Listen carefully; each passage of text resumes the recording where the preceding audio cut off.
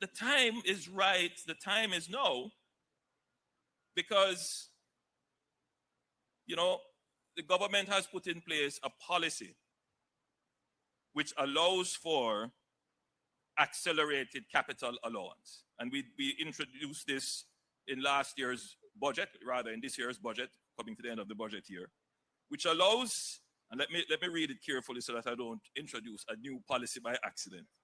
So the confidence has been reinforced by deliberate policy choices. In the 2025-2026 budget, we introduced an accelerated capital allowance regime designed to incentivize companies to invest, expand, and modernize their productive capacity by allowing businesses to write off major capital investments more quickly.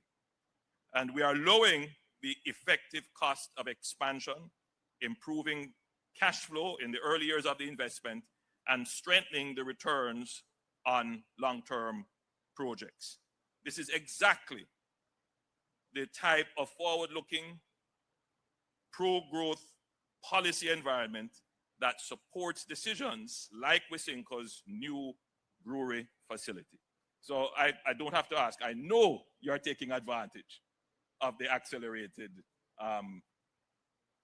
capital